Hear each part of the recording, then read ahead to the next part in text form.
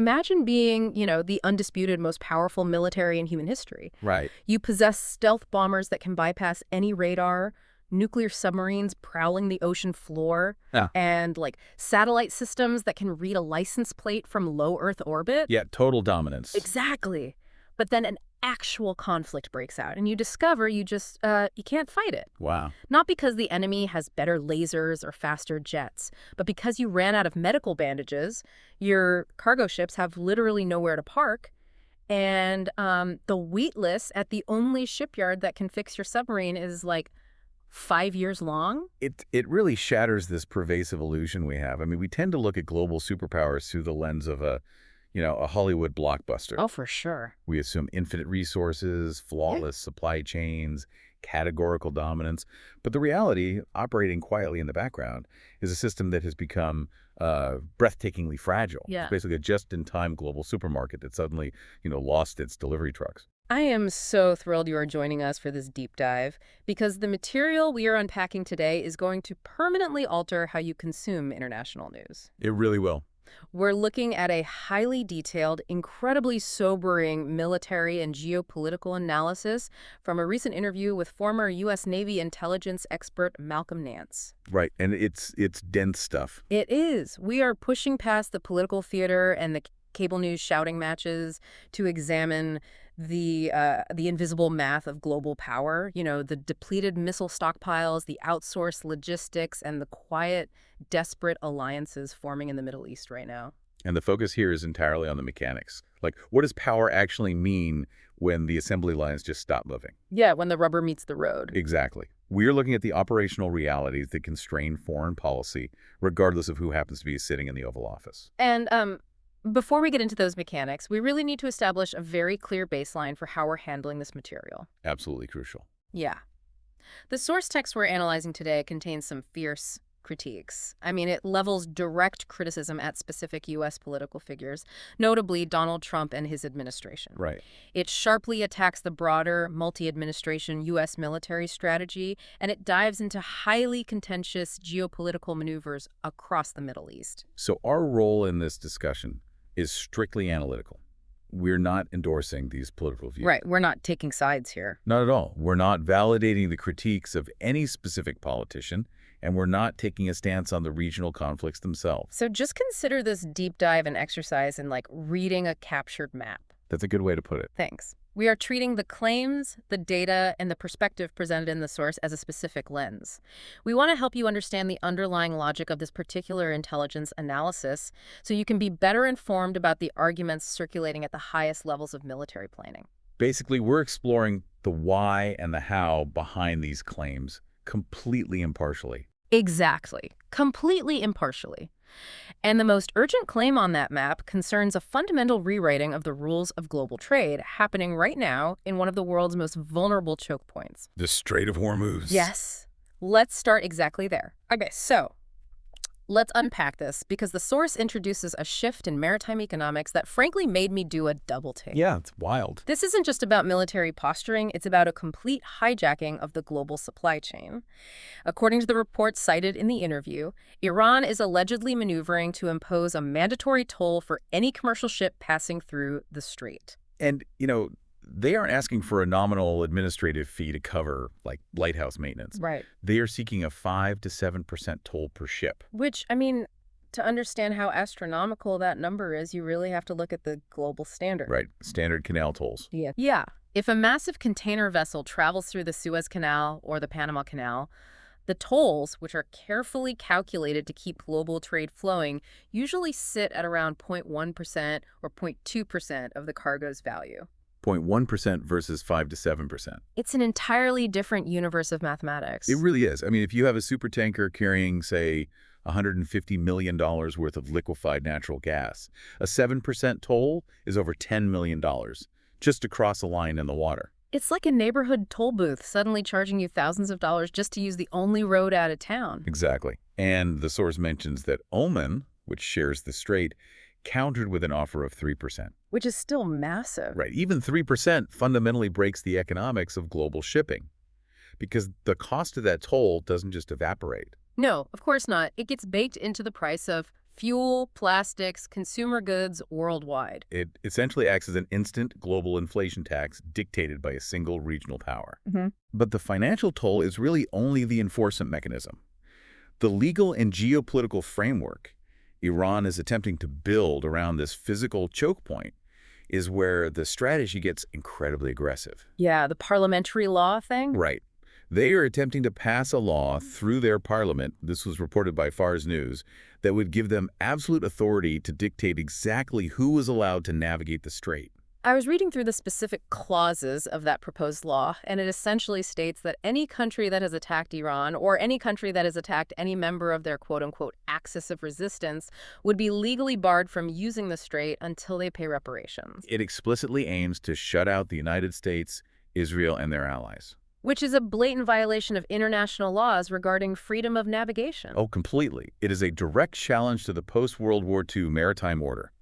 And to really underscore that challenge, the Iranian Supreme National Security Council released a statement detailing their preconditions just to open the strait to normal traffic. The list of demands is sweeping.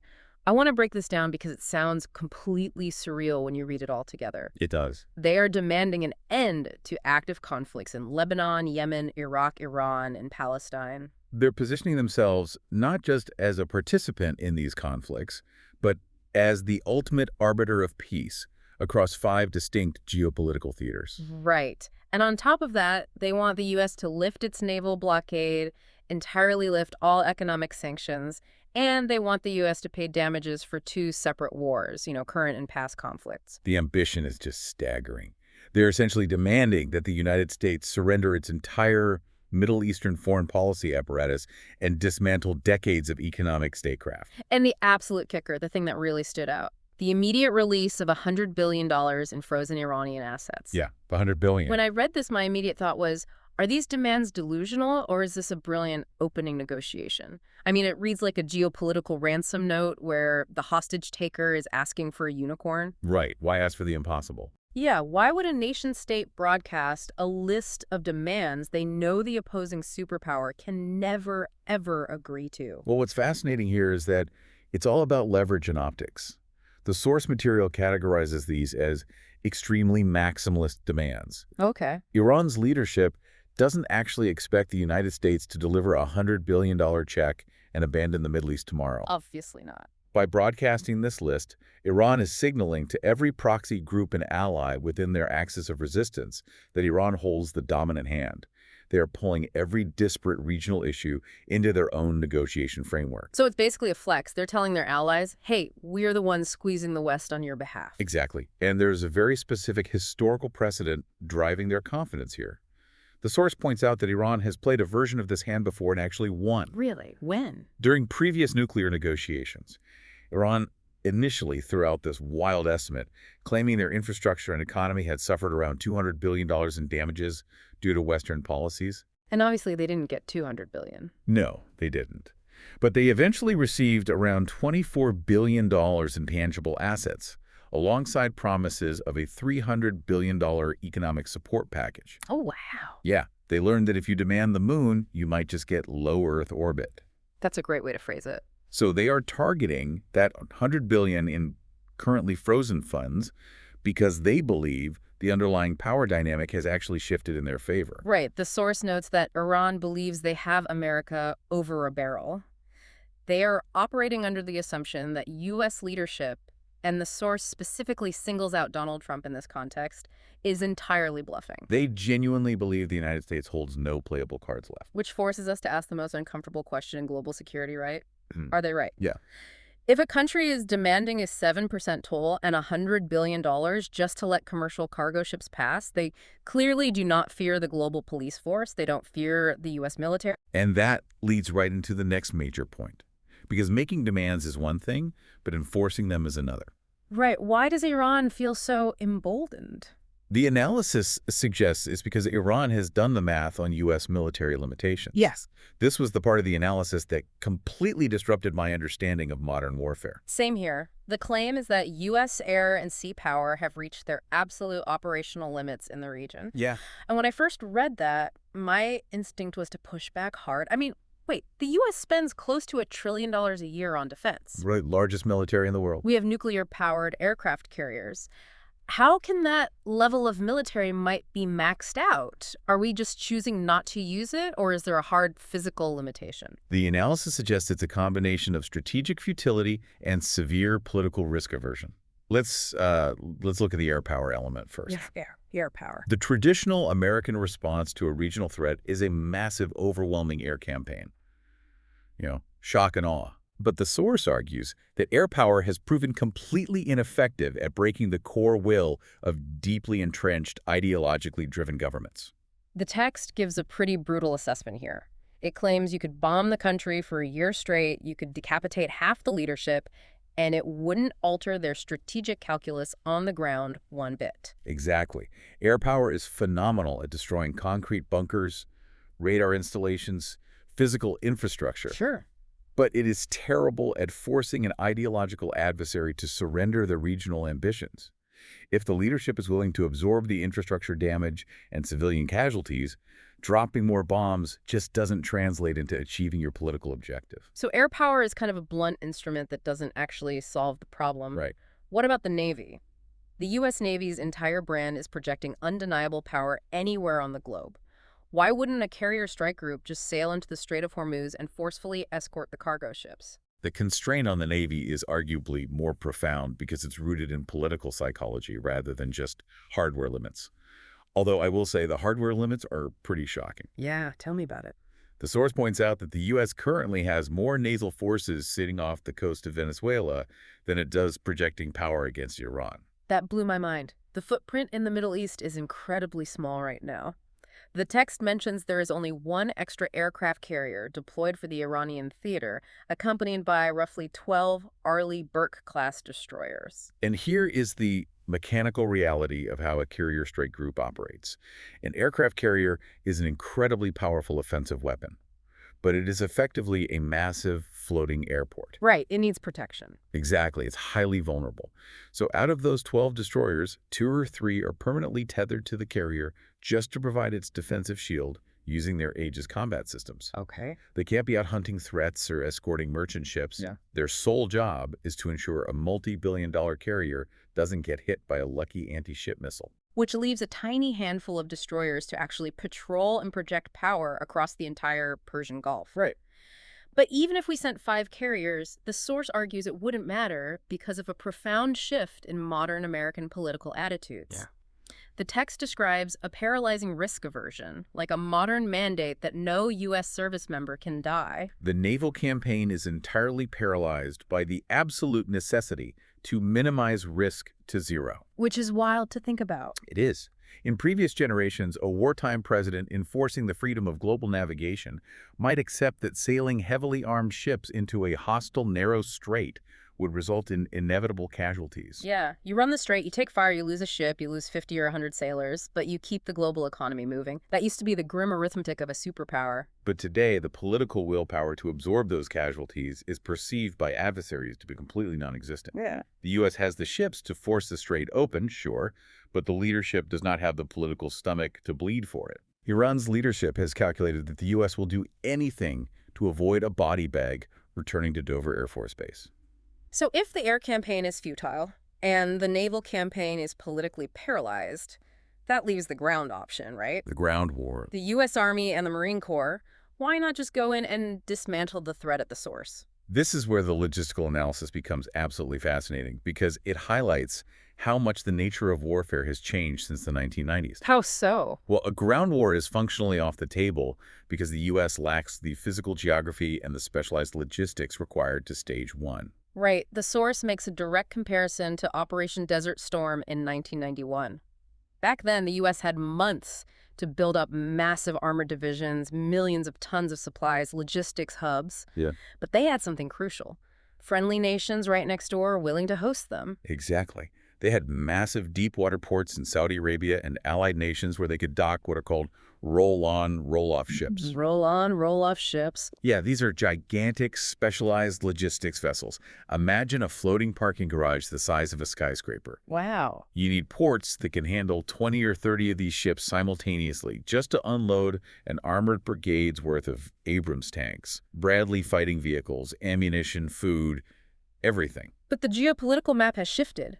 The source explicitly states that the Emirates are not going to allow the U.S. to use their ports for an invasion force. No. The Qataris aren't going to allow it. And even if Qatar agreed in secret, the logistics vessels would have to sail through the Strait of Hormuz to get there. Oh, right. Back to the choke point. You cannot risk a slow-moving, unarmored merchant ship carrying $250 million worth of mechanized infantry equipment through a choke point lined with Iranian anti-ship missiles. It'd be a sitting duck. Yeah. So if you have no friendly ports to unload your floating parking garages, the only way to get boots on the ground is a forced entry, an amphibious assault directly from the sea onto Iranian soil, taking a beachhead by force. Which is that. The source mentions Chabahar as a potential target. And an amphibious landing against a well-armed, prepared nation-state is arguably the most complex, deadly, and resource-intensive military operation conceivable. Like D-Day. Basically. Yeah.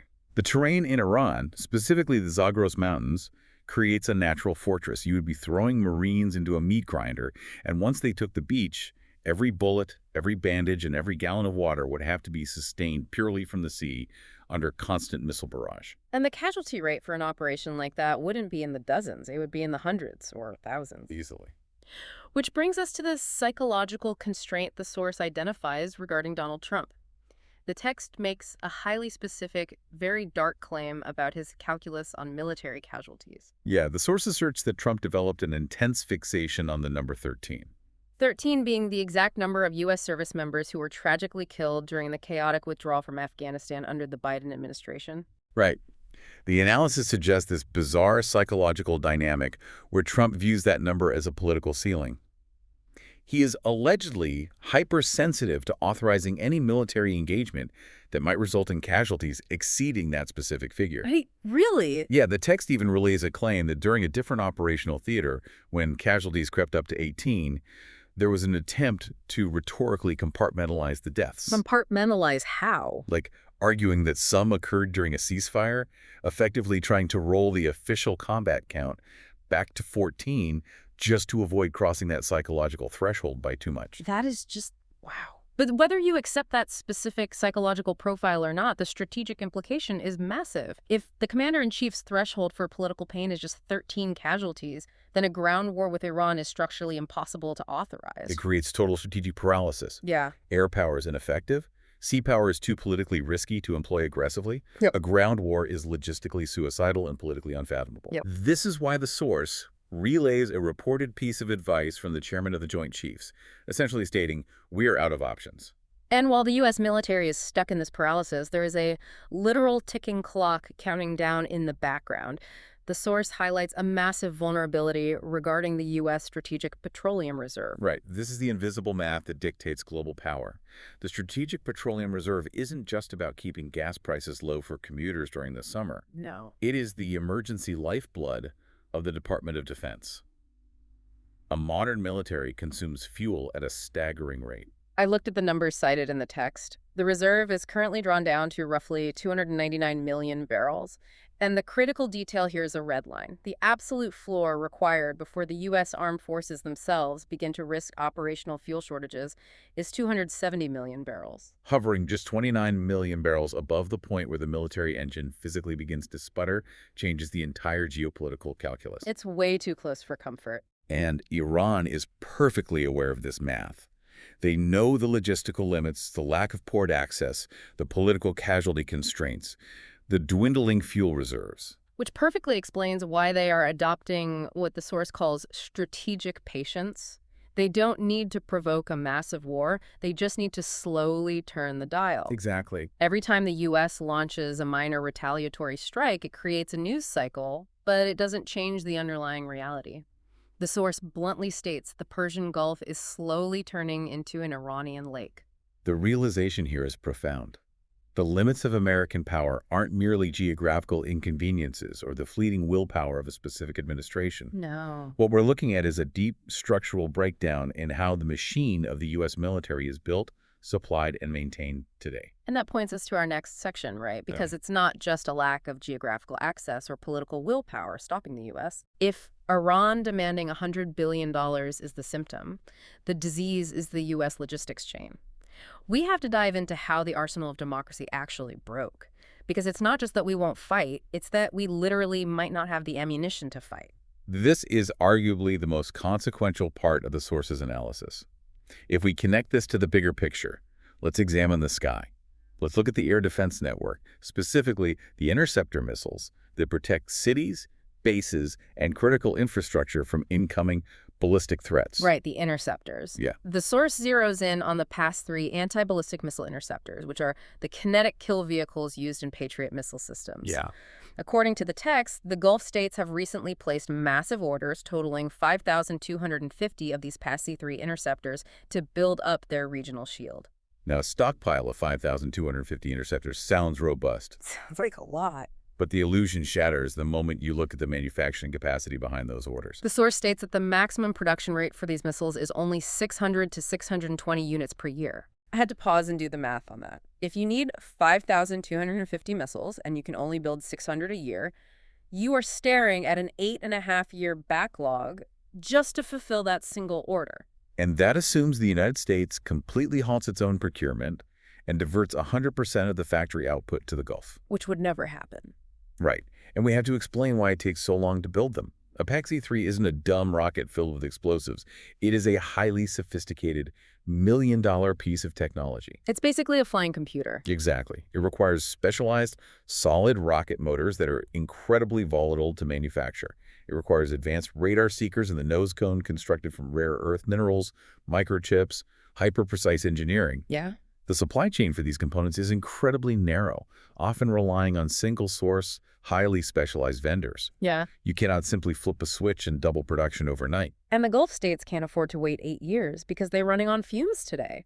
The text cites a Raiders report indicating that the Saudi interceptor stockpiles are allegedly 86% depleted. Operating your primary national air defense shield at 14% capacity in a region swarming with drone and ballistic missile threats is a catastrophic vulnerability. And it exposes a complete misunderstanding of consumption rates in modern warfare. The source makes a terrifying comparison to the war in Ukraine. This comparison is key. Ukraine has been enduring nightly, massive ballistic missile and drone attacks for years. Over a 4-year period, the source notes that Ukraine fired roughly 450 to 500 Patriot missiles. Now, compare that heavily disciplined usage to the current conflict in the Middle East. The source states that the U.S. and its allies fired off 800 Patriot interceptors in just the first 3 days of the conflict. 803 days, compared to 500 in 4 years. It's wild. The source describes the Ukrainian missile operators looking at the data and being utterly baffled. Their doctrine is one missile, one shoot. You take the absolute best shot you can because you know you might not get a reload. But in the Middle East, the U.S. was firing 3 or 4 multi-million-dollar interceptors at single targets. The source describes it as a fireworks display.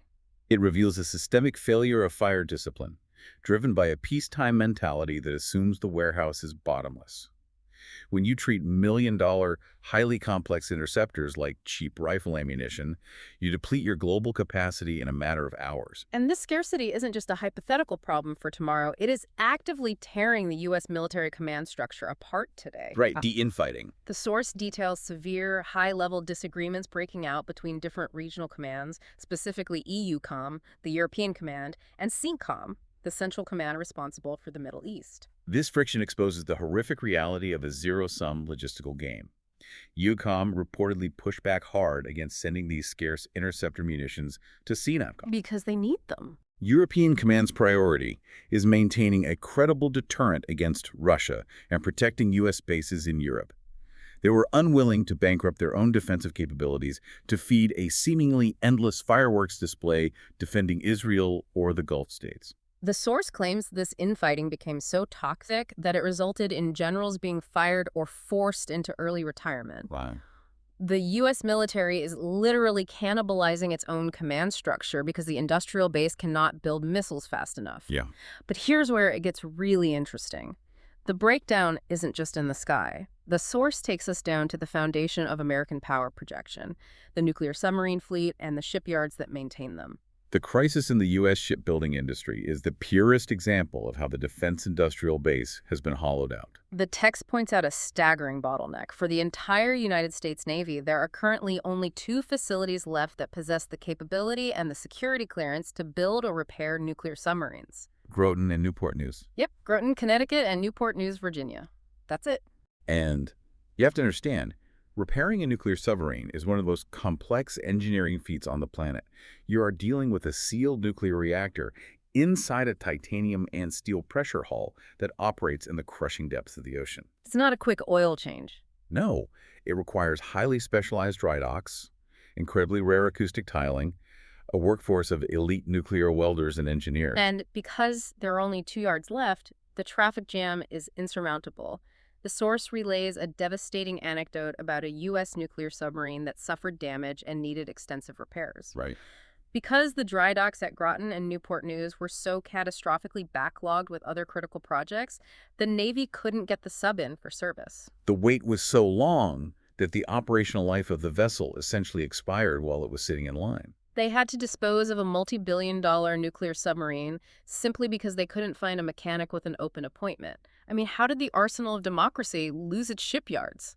How does the nation that built a ship a day during World War II lose its shipyards? To understand the rot, the source draws a stark contrast between 2 very different eras of American military philosophy. Let's hear it. The self-sufficient force of Desert Storm in 1991 and the privatized corporate model of Operation Iraqi Freedom and everything that followed. Okay, let's explore that contrast because this is where decades of policy choices finally come due.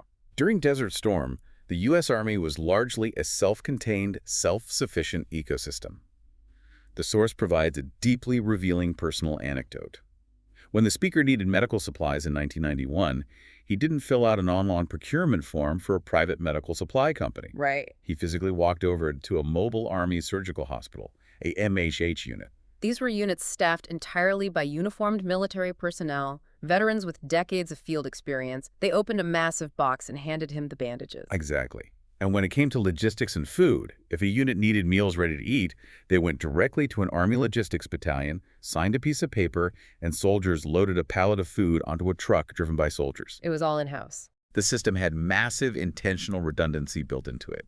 It was expensive, yes, but it was designed to function in the chaos of a war zone. But then the Cold War ended, the 90s happened, and the peace dividend mindset took over. Right. The prevailing theory was that government is inefficient and the private sector does everything better and cheaper, so total privatization. The source details how everything the Army used to do for itself was systematically subcontracted to massive civilian corporations, prominently mentioning Kellogg Brown and Root, or KBR. Oh, KBR. Yeah, by the time the U.S. invaded Iraq in 2003, the landscape was unrecognizable. If you needed fuel or food brought to a forward operating base, it wasn't an Army convoy, it was a fleet of white civilian trucks driven by private contractors. And the promised cost savings. A total illusion. The source claims the government ended up paying 20 to 30 times more to have civilian contractors perform these logistical tasks than it would have cost to keep those capabilities internal to the Army. The ultimate consequence is that the U.S. Army Logistics Command was effectively gutted of uniformed soldiers. It was replaced by an army of civilian bureaucrats and corporate contractors operating on just-in-time supply chain logic. And that corporate vulnerability was spectacularly exposed just recently. The source discusses a massive facility in Kuwait, colloquially known by troops as the Amazon of the U.S. Army. Yeah, the Amazon hub. It was a gargantuan logistical hub run entirely by contractors, storing the spare parts, generators, and equipment needed to sustain forces in the region. And what happened?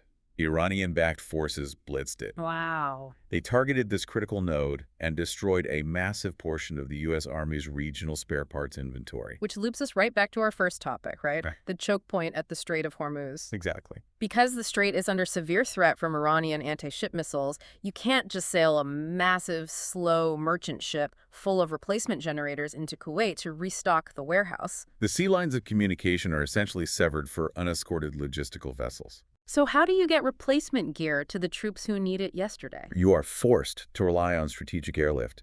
You have to fly every single spare part, every pallet of food, every generator into the theater on C-17 cargo planes. Which the source notes costs 20 times more than shipping it by sea. It is a compounding nightmare. Yeah. You privatize logistics to save money. The corporate hubs get destroyed because they lack military defense. You can't resupply them by sea because you lack naval dominance.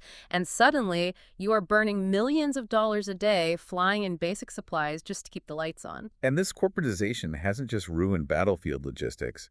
It has deeply corrupted how the military buys its actual combat hardware. The procurement process has become completely beholden to political lobbying and corporate protectionism. The prime example in the text is the saga of the Constellation-class frigate. That frigate fiasco. Yeah, the Constellation class. The Navy desperately needed a new class of smaller, agile warships. They spent 8 years going through a rigorous, highly complex bidding and design process. 8 years. 8 years. And instead of trying to invent something entirely new and risking massive delays, they made a highly pragmatic choice. They selected an Italian design, the FREM multipurpose frigate. It's a brilliant design. It's already in the water, it's proven, it's highly modular, and the Allied navies love it. It was the smart, efficient choice. But the source alleges that the entire 8-year process was abruptly derailed by Donald Trump, who purportedly canceled the contract simply because it was an Italian design, displaying a bias against foreign procurement regardless of its operational superiority. He threw 8 years of painstaking naval procurement work in the trash, and you don't just pick up where you left off. No. Canceling that design forced the U.S. Navy to essentially restart a new 8-year competition from scratch, a lost decade in naval modernization. And the text suggests the story gets even darker. Now that the U.S. shipbuilding industry is so degraded it struggles to build these ships on its own, there are suggestions that Japanese or South Korean shipbuilders might be brought in to help construct them, which the source characterizes as potential political payoffs. It completely exposes the core rot. The system, the military-industrial complex, prioritizes financial dividends, shareholder returns, and political favors over actual functional readiness. Right. The source makes a profound argument here.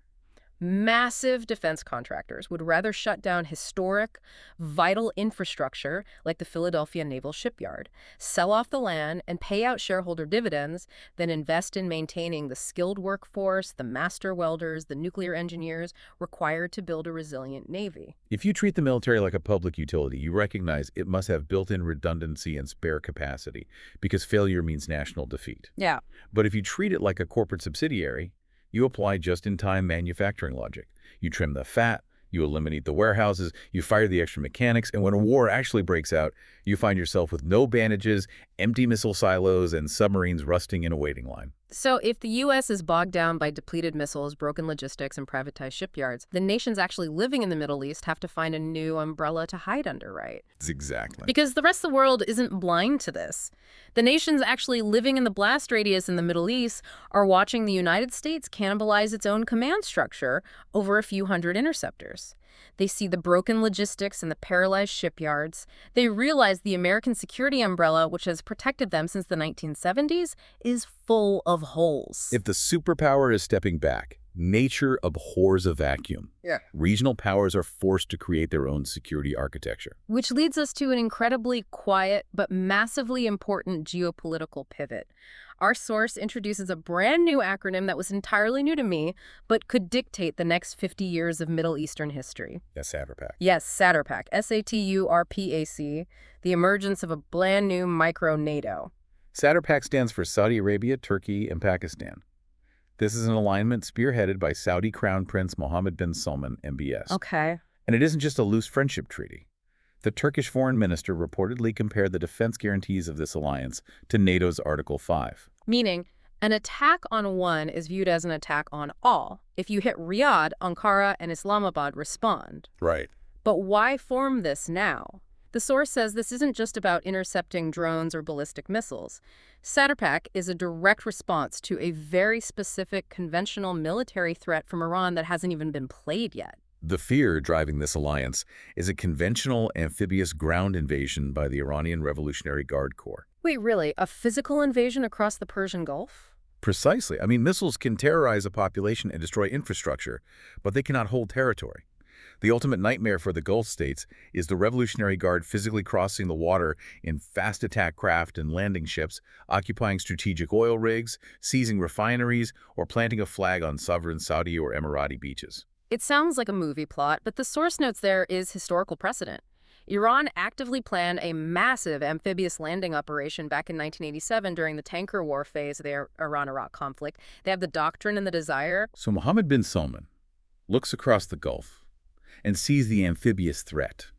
He looks at his traditional protector, the United States, and sees a military terrified of 13 casualties and running out of Patriot missiles. Right. He realizes Saudi Arabia's massive wealth cannot buy a competent infantry force overnight.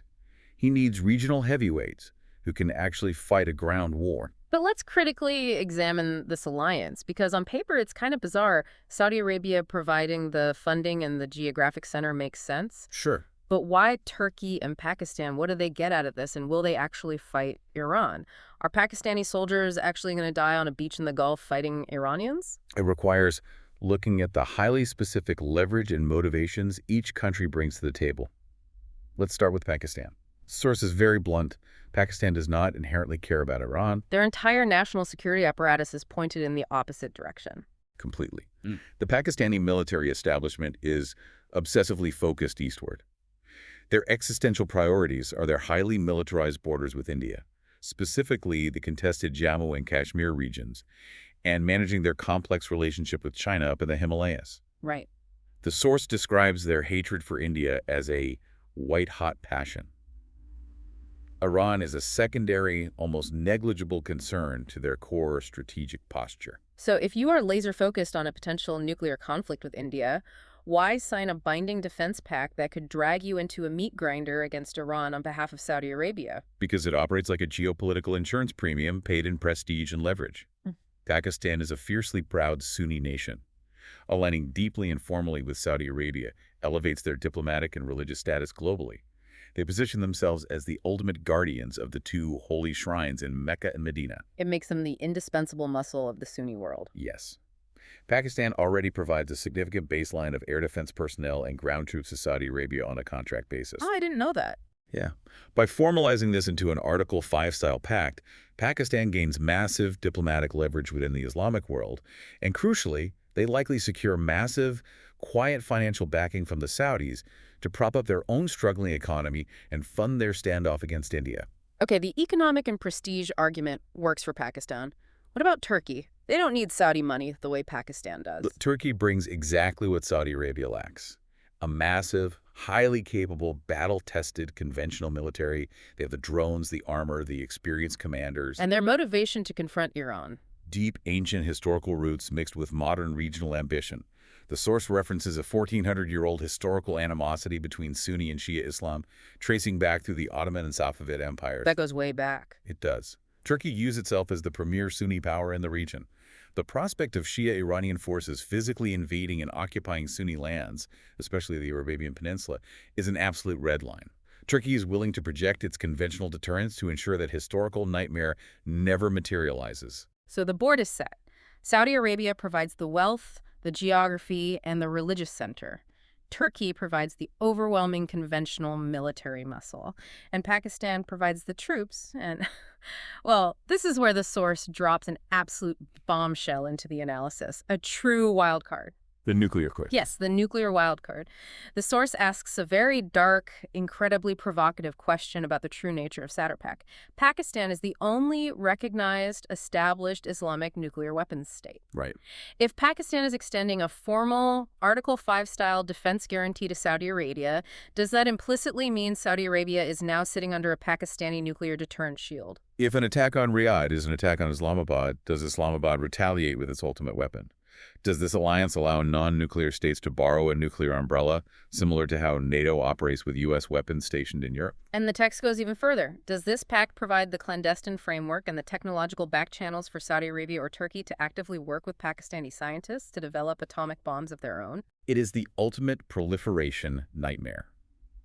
If Iran is perceived to be operating as an ascendant regional superpower, immune to American pressure, the natural, inevitable reaction for Saudi Arabia and Turkey is to seek the ultimate geopolitical equalizer. Right, nukes. The proliferation risks hidden beneath the surface of this micro-NATO could fundamentally alter global security for the next century. So what does this all mean? We have a massive, quiet realignment happening. The Sunni nations are banding together, pooling their conventional armies and potentially their nuclear umbrellas to build a wall against Iran.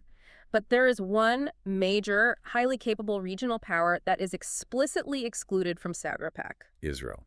The source makes it crystal clear. Mm-hmm. This new Sunni alliance has absolutely nothing to do with integrating or protecting Israel long-term. Which means as the U.S. military falters and the Gulf states form their own exclusive club, Israel is left staring at the chessboard completely, utterly isolated.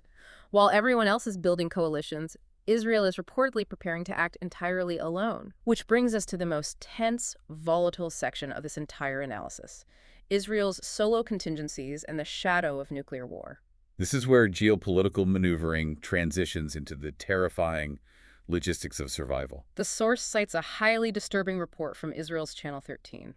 The report states that the Israeli military and intelligence apparatus are actively preparing for the reality of independent, unilateral military action against Iran.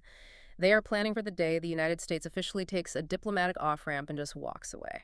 Israel's energy minister provided a shockingly blunt statement to back this up.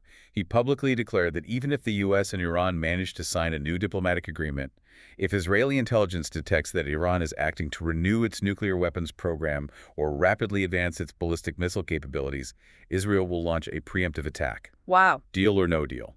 America or no America. The rhetoric is absolute, but when you look at the physical mechanics, my immediate question is, can Israel actually pull this off without U.S. backing? Can they execute a war against a nation the size of Iran on their own? Without American logistics, without U.S. mid-air refueling, and without the U.S. interceptor umbrella, can they wage that war?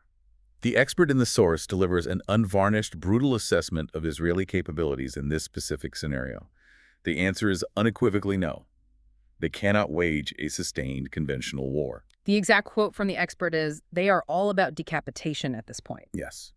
Israel's conventional military strategy against Iran is limited to highly targeted assassinations of scientists and military leaders and deep penetration airstrikes against specific nuclear facilities. Okay. They do not have the capacity for anything resembling a ground war or sustained campaign of attrition. Because their ground forces are completely tied up elsewhere, the source notes that the Israeli Defense Forces, particularly the infantry and armor, are heavily bogged down in brutal, grinding urban combat in Gaza and ongoing operations in Lebanon. And even if they weren't tied up, the logistics are impossible. Israel cannot project armored divisions across hundreds of miles of hostile airspace to invade the Zagros Mountains of Iran. So the Israeli operational plan is limited to the sky. They use their F-35s to fly in, drop heavy bunker-busting munitions on the nuclear sites, and launch airdropped ballistic missiles. Right. But here is the terrifying part. What happens the day after the airstrike? The planes fly home, but what is the retaliation math? The Iranian retaliation is what the source ominously terms the War of the Cities. And the historical comparison used here is chilling. The course argues that Iran wouldn't necessarily waste their missiles striking the newly allied Gulf states. They would focus the entirety of their massive ballistic missile arsenal directly on Israel. Yeah. And because Israel is geographically so dense and small, Iran possesses the sheer volume of missiles to make Tel Aviv and Jerusalem feel like Kiev in Ukraine. It would be a relentless, unyielding bombardment. We were talking about sirens blaring day and night, infrastructure collapsing, and a civilian population forced to live in bomb shelters indefinitely. And this loops back to the terrifying math of the logistics labyrinth we discussed earlier, the depleted U.S. stockpiles. This is where Iran's strategic calculus becomes deeply devious. The source suggests that Iran might purposefully adopt a posture that baits Israel into launching that initial airstrike. Wait, why would you want to be bombed? Because they know the United States is critically low on interceptors. If Israel attacks and Iran launches a massive, overwhelming retaliatory wave of hundreds of ballistic missiles on a high arc over Jordan toward Israel, the United States will be politically forced to intercept them to prevent the annihilation of Israeli cities. And in doing so, to stop that single massive wave, the United States would have to fire hundreds, perhaps thousands, of Pact-3 and THAAD interceptors. And we have to explain what THAAD is here. Terminal High Altitude Area Defense.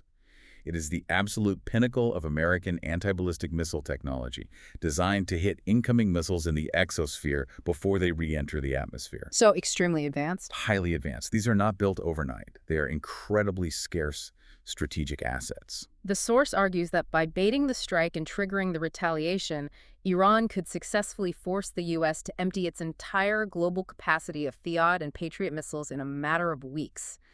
Iran uses Israel's preemptive attack to successfully disarm the American defense shield globally. It is a brutal war of economic and logistical attrition. Iran trades relatively cheap, mass-produced offensive ballistic missiles to bleed out the incredibly scarce, multi-million-dollar defensive interceptors of the West. Which leaves Israel in a horrific scenario. If the U.S. interceptors run out and the Iron Dome is overwhelmed, the conventional options evaporate. And when conventional options disappear for a nuclear-armed state facing an existential bombardment, you reach the absolute edge of the abyss. The submarines. The Dolphin-class submarines. Right. This is the ultimate terrifying failsafe. The source notes a highly specific, very ominous intelligence detail. Israel operates a fleet of highly advanced Dolphin-class submarines, custom-built for them by Germany. And currently, several of these submarines are reportedly missing from their home ports. Yeah. They are deployed, submerged, somewhere out in the world's oceans. This raises an important question, right? The deployment of these specific vessels raises a massive strategic alarm because of what they carry. These are not merely intelligence gathering or anti-shipping platforms. Right. It's important to note the mechanics here. They are diesel-electric submarines, not nuclear-powered like U.S. subs. That means they have a vulnerability. They have to periodically surface or at least raise a snorkel mast to run their diesel engines and recharge their batteries, which makes them detectable. Sure. But their propulsion isn't the threat, it's their payload. The source confirms that these Dolphin-class subs are modified to fire nuclear-tipped cruise missiles. They are Israel's second strike capability, their insurance policy against total destruction. But utilizing a sea-launched nuclear cruise missile comes with massive, almost prohibitive tactical risks, which the source meticulously breaks down. Let's game out the exact scenario described in the text. Imagine an Israeli Dolphin sub has managed to sneak into the Persian Gulf, perhaps sitting in the shallow waters near Fujairah in the UAE. Okay. They receive the launch order. They fire a nuclear-armed cruise missile toward a command bunker in Iran. Because the Gulf is so small, the source notes that launching from that close range only gives the target roughly a 1-minute warning. Now, a 1-minute warning sounds tactically advantageous. It prevents the leadership from evacuating, but the physics of a cruise missile create a massive vulnerability. How so? Unlike an intercontinental ballistic missile that plunges from space at hypersonic speeds, a cruise missile is essentially a small, unmanned jet airplane. It flies relatively slow, usually subsonic, and low to the ground. And the source points out that because it flies low and slow, an advanced air defense network isn't even required to destroy it. A cruise missile could theoretically be shot down by a lucky barrage from basic twin-barrel anti-aircraft guns manned by local militia. And if you shoot down a cruise missile, the nuclear warhead doesn't detonate. A nuclear bomb requires a highly precise sequence of conventional explosions to compress the core and create critical mass. If you blast it out of the sky with anti-aircraft fire, it just breaks apart. Exactly. And if you shoot down an Israeli nuclear cruise missile over Iranian territory, and the warhead survives intact in the wreckage. Oh, man. You have just captured physical, undeniable evidence of an unprovoked nuclear first strike. You have handed the ultimate geopolitical propaganda weapon to your sworn enemy. Which is why a sea-launched, cruise missile-based nuclear strike is considered incredibly risky and strategically fraught. But the threat isn't limited to the sea. The source highlights a recent highly symbolic event regarding Israel's land-based nuclear deterrent. The visit to Dimona. The source brings up a recent, highly publicized visit by Israeli Prime Minister Benjamin Netanyahu to the Shimon Peres Negev Nuclear Research Center, commonly known as Dimona. This is the heart of Israel's unacknowledged nuclear weapons program. The source characterizes this visit not as a routine inspection, but as a deliberate pep talk to the personnel controlling the atomic arsenal, a very public demonstration of checking the hardware, ensuring the chain of command is intact, and asking the grim question, do the keys still work? And the catalyst for this visit is chilling. According to the source, this wasn't unprovoked. Iran had recently launched a barrage of ballistic missiles that intentionally struck the empty villages and desert areas immediately surrounding the Dimona facility. They didn't target the reactor itself, which would be an act of total war. They targeted the perimeter. It was a stark, undeniable message. Our missiles are precise enough to reach your most sensitive, most heavily guarded sites. We hold you at risk. It is a terrifying, escalating game of nuclear chicken played with live ballistic missiles. And to close out this section of the analysis, the expert in the source delivers a grim reality check about what actually happens if someone decides to push the button. This perspective is grounded in the source's personal, professional history. Wow. He spent time working at a continuity of government site, dealing intimately with national nuclear command and control protocols. He says something fascinating. Anyone who actually works with the physical systems of nuclear war, the people who calculate the yields and the wind patterns, inevitably becomes rabidly anti-nuclear. Yes. Because they are stripped of the illusion that a nuclear weapon is a precise surgical tool. A nuclear strike is never contained to a neat circle on a map. The fallout respects no borders, no treaties, no alliances. He illustrates this with a story that genuinely haunted me. He shares an anecdote from his youth. He was a high schooler in Pennsylvania taking a tour of the Peach Bottom nuclear power plant. Oh, this story. Yeah. While his group was walking through the facility, the plant's massive radiation detection alarms suddenly went off. The immediate assumption would be a catastrophic leak at the reactor. Right. But the technicians looked at the data and told the students not to panic. The alarms weren't triggered by the plant, they were triggered by dust. Dust settling out of the upper atmosphere. Radioactive dust from an above-ground nuclear weapons test conducted by China, completely on the other side of the planet. The microscopic fallout traveled thousands of miles on the jet stream, settled in Pennsylvania, and was potent enough to trigger industrial alarms. The source uses this to explain the absolute folly of a localized nuclear strike in the Middle East. If Israel were to detonate a nuclear weapon over an Iranian military bunker, the radiation wouldn't stay in Iran. The prevailing winds would carry it across the entire region. It would spread everywhere. It would blanket allied Arab nations, American bases, neutral territory. He explicitly states that the radioactive isotopes would be detected in the region's milk supply within 3 days. The environmental contamination, the crop failures, the humanitarian catastrophe would be globally unprecedented, and the geopolitical result. The source concludes that if Israel initiated that strike, regardless of the provocation, they would instantly become an absolute global pariah. Yeah. The international campaign to economically isolate and forcefully disarm them would be overwhelming. Which is why the source ultimately maintains a sliver of dark optimism. Despite the maximalist rhetoric and the religious fervor, the leadership on both sides, the military planners in Tel Aviv and the Supreme Council in Tehran, are fundamentally rational actors when it comes to survival. They understand the absolute boundaries of the nuclear abyss. They know that pushing the button is suicide. But when you look at the entire board we have analyzed today, the picture beneath that nuclear ceiling is incredibly volatile. We have covered massive, complex terrain. We started by looking at the audacity of Iran demanding a 5% cut of global shipping and $100 billion just to keep the Strait of Hormuz open. We examined the terrifying logistical rot inside the American military machine.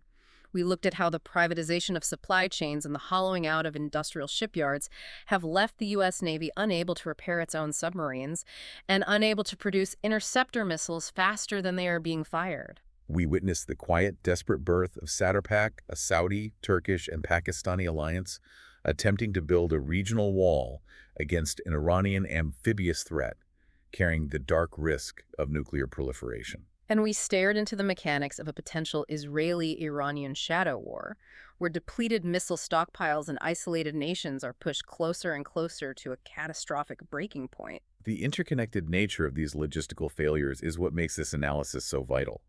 A delayed frigate contract in Washington directly emboldens a toll booth in the Persian Gulf. So the next time you are scrolling through the news and you see a headline about a drone strike in the Middle East or a new defense summit in Riyadh, I want you to look past the political posturing. Remember the invisible math operating beneath the surface. Ask yourself, how many Pact-3 interceptors are actually left in the warehouse today? Who built the ships deploying to the region? And is there a dry dock available if they take a hit? And who is quietly sharing a nuclear umbrella while the superpower struggles to untangle its own supply lines? It forces us to ask a profound, entirely new question about the future of global order. For 80 years, global stability and international trade relied on a single assumption. The U.S. military is an infinite, unbreakable shield. But if that shield is cracking, if state militaries are fundamentally broken by privatized logistics and political risk aversion, what happens to global trade? If the U.S. Navy can't afford to escort cargo ships, do massive corporate shipping conglomerates like Maersk or energy giants like ExxonMobil simply stop trading? Or do they start building their own navies? We already saw the privatization of infantry with corporate mercenaries in Iraq and private security fighting pirates off Somalia. Wow. If state deterrence fails completely, we might be looking at a future where corporations have to buy their own destroyers just to keep the supply chain moving. The ultimate privatization of global deterrence. That is a chilling thought to leave you with. Corporate fleets enforcing their own freedom of navigation. Thank you for joining us on this incredibly dense deep dive. Keep questioning the headlines, keep looking for the invisible math, and keep asking the hard questions about the mechanics of global power.